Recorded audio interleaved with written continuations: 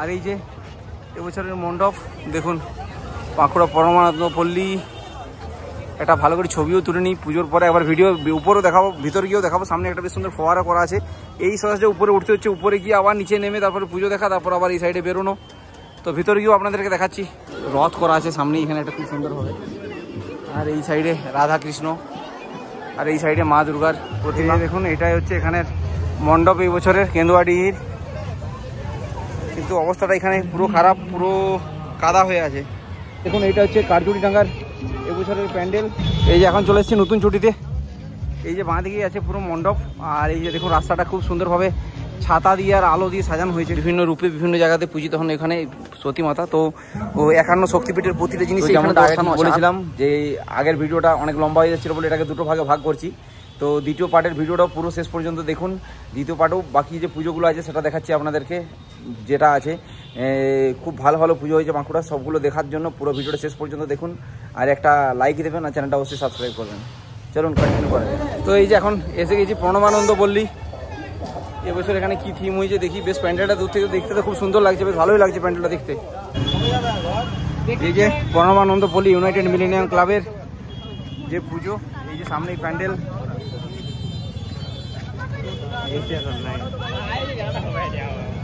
বাহ, এখানে বাঁশ দিয়ে ঘুরিয়ে ঘুরিয়ে ঢোকাবে। আজকে যদি অতটা ভিড় নেই তা সত্ত্বেও সিস্টেম করাই আছে ক্রাউড কন্ট্রোলের জন্য। তো অনেক ঘোরাঘুরি করে আমরা এখন এই যে মেন প্রাঙ্গণে এসে হাজির হয়েছে। ওই সাইডে বিশাল বড় একটা মেলাও বসছে, অনেক দোকানদানিও আছে, কিন্তু মেলা ঢোকার সময় আজকে নেই। আর এই যে এবছরের মণ্ডপ দেখুন, বাঁকুড়া পরমানন্দ পল্লী। একটা ভালো করে ছবিও তুলে নিই পুজোর পরে, একবার ভিডিও উপরেও দেখাবো, ভিতরে গিয়েও দেখাবো। সামনে একটা বেশ সুন্দর ফোয়ারা করা আছে। এই সোজা উপরে উঠতে হচ্ছে, উপরে গিয়ে আবার নিচে নেমে তারপরে পুজো দেখা, তারপর আবার এই সাইডে বেরোনো। তো ভিতরে গিয়েও আপনাদেরকে দেখাচ্ছি। সিঁড়ি দিয়ে উপরে উঠতে হচ্ছে একদম পাহাড়ের উপরে, তারপরে গিয়ে ওখানে মন্দির।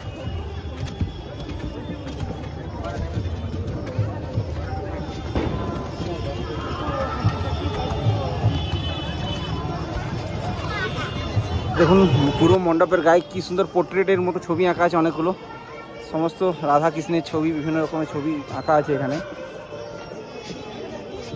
আর এটা দিয়ে এখানে নামতে হবে নিচে।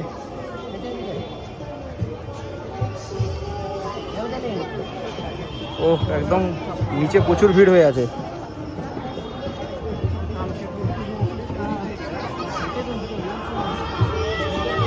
মণ্ডপের ভিতরে চলে এসেছি। এখানে দেখুন রথ করা আছে সামনে এখানে একটা খুব সুন্দর হবে।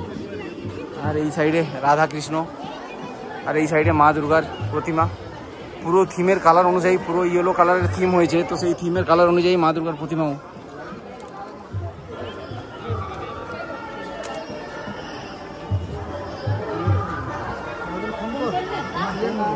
এই যে দেখুন, ওয়াও। আর এখানে দেখুন উপরে খুব সুন্দর একটা বড় ঝাড়বাতি দিয়ে সজ্জিত করা আছে, আর বিভিন্ন রং বেরঙের, পুরো দারুণ লাগছে। আর এই যে এখানে রাধাকৃষ্ণের যে মূর্তিটা,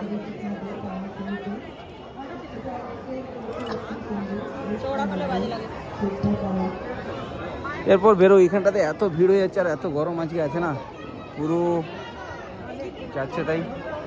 পরে বেরিয়ে যায় এখান থেকে।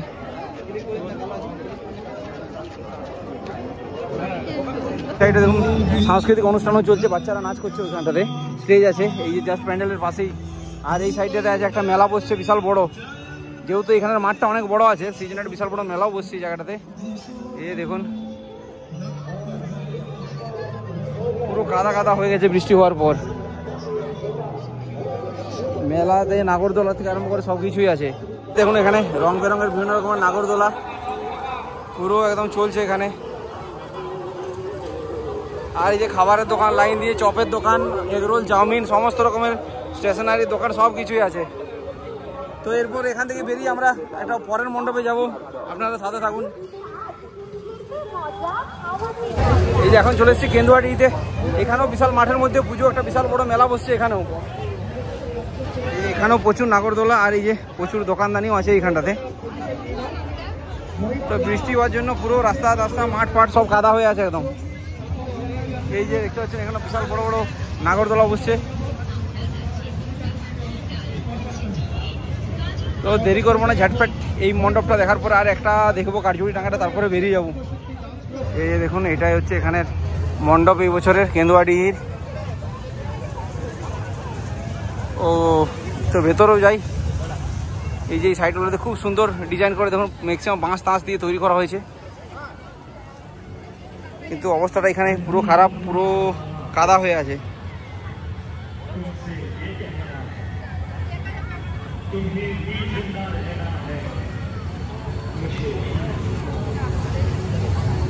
ও পুরো কাদা কাদা অবস্থা।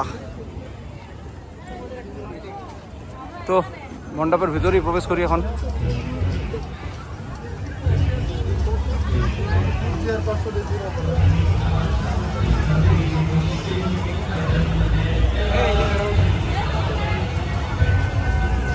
ভিড় আছে এইখানটা।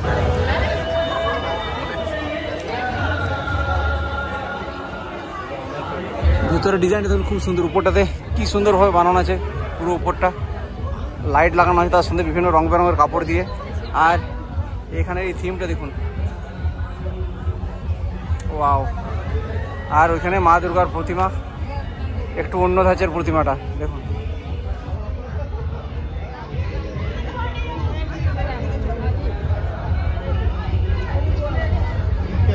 তো এখান থেকেও বার হই আর পরে আর কি দেখুন, জাস্ট ওই মণ্ডপের পিছনে আছে এখানে মেন দুর্গা মন্দিরটা, যেখানে দুর্গা মায়ের প্রতিমা আছে। আর যেটা আমরা এতক্ষণ দেখলাম প্যান্ডেলের ভেতরে, ওটা হচ্ছে প্রতীকী মা দুর্গার এই প্যান্ডেল। ওখানে পুজো হয় না, পুজো এখানটাতে হয়। ওখানে মা দুর্গার প্রতীকী একটা মূর্তি রাখা আছে। আর যেখানে স্টেজে প্রোগ্রাম চলছে, আর ওখানটাতে প্রচুর মানুষও বসে আছেন। রোডটা দেখতে ভালো।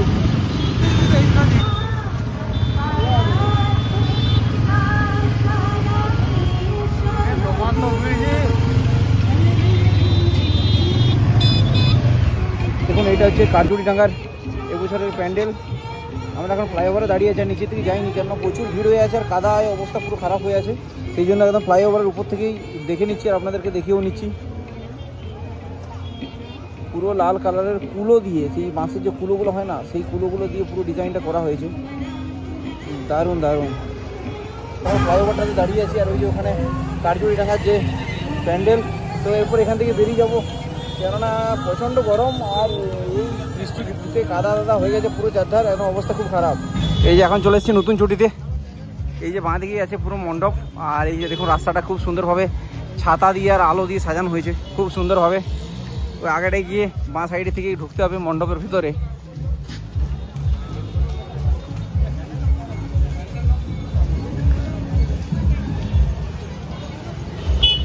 এই যে নতুন চটির এই যে মণ্ডপ, এই বাইরে থেকে দেখাচ্ছি, কেননা ভেতরে ঢোকা এখন যাবে না, বন্ধ করে রেখেছে, কেননা এখন উদ্বোধন হয়নি পুজোর।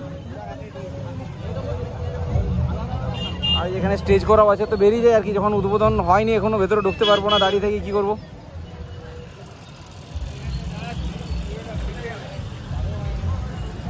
তো এখন চলে এসেছি বুয়া বাগানে।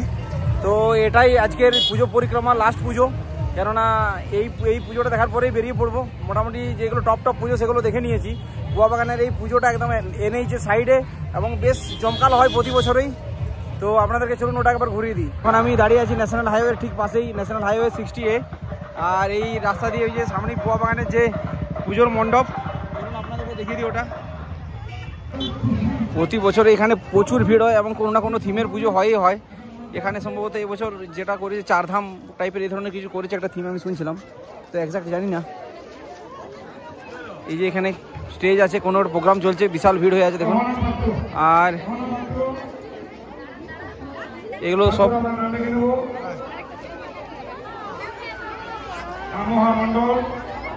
দূর থেকে দারুণ লাগছে পুরো মণ্ডপ এরিয়াটা দেখুন, পুরো কি রং বেরঙের কি কালারটাই লাগছে এই জায়গাটা থেকে। বেশ ভালো, সামনেটা ফাঁকা ফাঁকা অনেকটা জায়গা আছে, এখানে প্রচুর মানুষ চেয়ার নিয়ে বসে প্রোগ্রাম এনজয় করছেন। ওয়াও, এই যে মোনালিসা আর্ট, শিল্পী চন্দন রায়, এই যে পুরো থিমটা তৈরি হয়েছে তার হাতে গড়া, দেখতে পাচ্ছেন। আচ্ছা, যেটা হয়েছে এটা হচ্ছে যে থিমটা হচ্ছে সতীর 51 যে পীঠ আছে না, বলছে এটা অ্যাকচুয়ালি আপনাকে বলে দিচ্ছে যে সতীর যে 51 শক্তিপীঠ আছে, এটা থিম হচ্ছে সেটাই। তো সতীর 51 যে শক্তিপীঠ সেটা নিয়েই এই মণ্ডপটা, এই থিমটা করা হয়েছে। এই যে দেখুন এখানে নটরাজ, মানে আমাদের শিবের পিঠে দেখুন একদম সতীর দেহ ঝুলছে। তো এটা যে পৌরাণিক ইতিহাস যেটা সবাই জানি আমরা, যে সতীর একটা দেহের খণ্ড যেখানে যেখানে পড়েছিল সেখানে একটা শক্তিপীঠ তৈরি হয়েছিল। তো সেইটাকে নিয়েই এই পুরো থিমটা তৈরি হয়েছে এবারে। এখান থেকে শুরু হচ্ছে অমরনাথ মন্দির, মহামায়া, জম্মু কাশ্মীর, এইখান থেকে শুরু হচ্ছে। ওখানে গলা পড়েছিল সতীর। তারপরে এখানে একটা দেখুন 38তম শক্তিপীঠ আছে, পাকস্থলী পড়েছিল জুনাগড় গুজরাটে। এভাবে পুরো সবগুলো করা আছে। এই পুরো এগুলো দেখাতে গেলেই একটা পুরো ভিডিও হয়ে যাবে। রত্নাবলী শক্তিপীঠ, কুমারী, এখানে ডান কাঁধ পড়েছিল, তো সেই জন্য এখানে আছে। তারপর অট্টহাস শক্তিপীঠ ফুল্লরা, যেটা ইস্ট বর্ধমানে আছে আমাদের বর্ধমানে। তো ওখানে ঠোঁটের নিচে অংশটা, মানে নিচের ঠোঁটটা পড়েছিল। এইভাবে আছে কামাখ্যা মন্দির, যেখানে সতীর যোনি পড়েছিল, সেই জন্য সেই কামাখ্যা মন্দিরের। তো প্রতিটা যে শক্তিপীঠ সেগুলো সব এখানে দর্শানো আছে, প্রতিটা জিনিসকেই দেখানো আছে এখানে। এখানে দেখুন ওখান থেকেই মেন যে এখানে যশোরেশ্বরী হাতের তালু, এইটা হচ্ছে মেন যে মণ্ডপের ভিতরে প্রবেশ করে গেলাম। দেখতে পাচ্ছেন কি সুন্দরভাবে তৈরি করা আছে। আর ওইখানে সোনালী কালারের মা দুর্গার প্রতিমা। আর তার সাথে সাথে এখানে প্রতিটা জিনিসও রাখা আছে। এখানে দেখুন এখানে 23 নম্বর শক্তিপীঠ আছে বারাণসীতে, মণিকর্ণিকা ঘাটের কাছে, যেখানে কানের দুল পাওয়া গিয়েছিল। তারপরে প্রতিরাম দক্ষিণ দিনাজপুরে আছে, বাম পায়ে বৃদ্ধাঙ্গুলি পাওয়া গিয়েছিল। এই যে মায়ের রূপ ওখানের। তো আলাদা আলাদা করে আর কত দেখাবো, অনেকগুলো আছে এখানে। আর তার সাথে এই যে এখানে দেখুন মা দুর্গার প্রতিমা।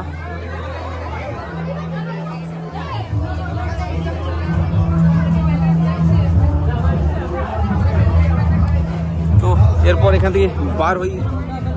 বাহ, এ তো আবার বার করছে একদম উল্টো দিক দিয়ে, বেশ মুশকিল। এখানে একটা কালী মন্দির আছে খুব সুন্দর। তো এই পুয়া বাগানের এটা নিয়ে আমার মানে পুরো বাঁকুড়ার পুজো পরিক্রমা শেষ করলাম। তো ভিডিওটা আপনাদের কেমন লাগলো অবশ্যই কমেন্ট করে জানাবেন। প্রচণ্ড গরম ছিল আজকে।